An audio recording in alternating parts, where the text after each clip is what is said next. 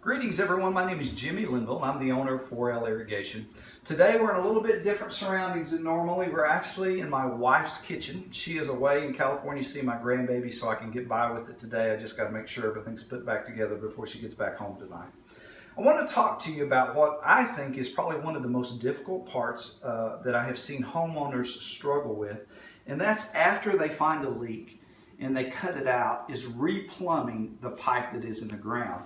It's not difficult when you are installing pipe and it's open and you can pick pipe up and you can put it together and you can lay it in the ground and then you can go to the next connection and keep on laying. You have all sorts of flexibility. But when all of this becomes buried and now you have searched and you found your leak and maybe you've got 1.5 feet or 2 feet or so to work with, the first thing you got to do is cut out where the leak is. And usually most of the time it's at some sort of junction. So a coupler, an elbow, a T, something of that nature. So in this scenario, if it's right here, we can cut this out. And now we're going to have a little bit more of a gap. And so what is the best way to repair this without digging out everything, where you have that same flexibility, where you can pick things up, put another coupler in between it, and when you lay it back down, it's all perfectly, because it needs to go all the way into the fittings. Well, one way to do that is they have these things called a quick fix or a twist fix. Some of them have this threaded part to it, and inside this there are double seals. I have seen these leak before though, so I don't use these anymore. I use these that are sealed, and there's no junction, there's no threaded part on this. This is just one piece.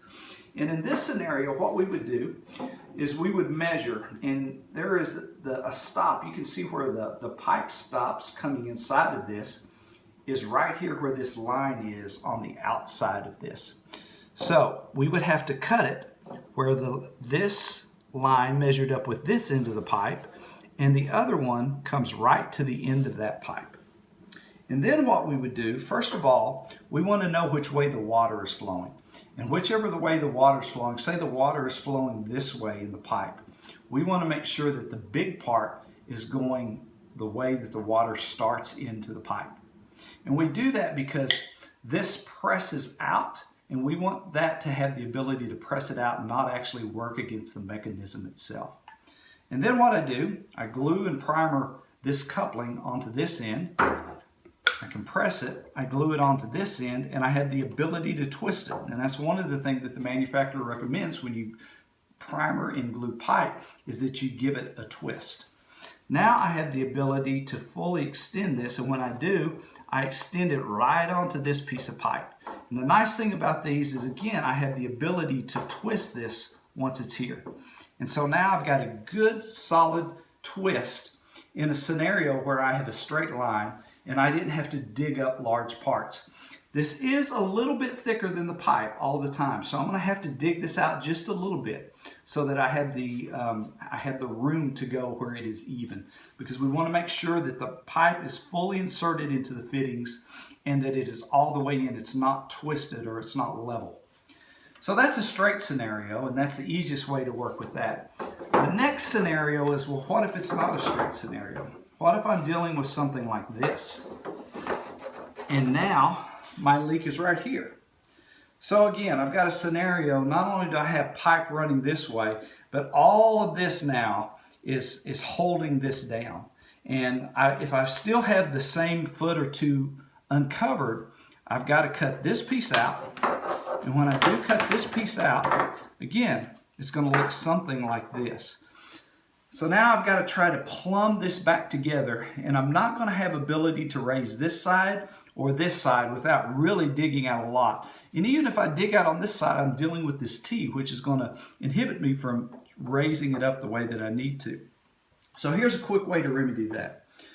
You take a regular elbow, a 90-degree elbow, and you put a pipe in it that's twice as long as you would need for these fittings. So in other words, if I put these two together, that's about how long my pipe is. And you glue one into the elbow, and you put one right here, and you put one right here, okay? Now what I want to do is I want to measure between here and here, and that is how far, that's how long that this pipe needs to be. So in this scenario, instead of cutting it, I'm going to move it, but we want that pipe to be right there. The distance between here to here.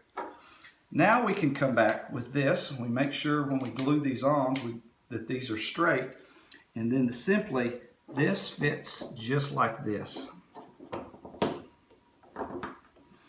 And so now we don't have to try to get the exact measurement and come back with a 45 and make sure that everything is fitted. We've got good solid fits. We're all the way in this fitting, we're all the way in this fitting, and these fittings we are all the way in. The only disadvantage is that we didn't get the opportunity to twist it. Sometimes if there's enough space, you can twist a little bit once it's on there. But for the most part, it sits on there. I've never had one of these leaks, so this is an excellent way to do it. And it saves a lot of time and a lot of measurements. So again, I hope that's helpful. With the quick fix, or they call this elbowing up, with one of these two scenarios, you can fix most situations pretty easily without having to dig up large areas of your yard. So I hope this is a help to you.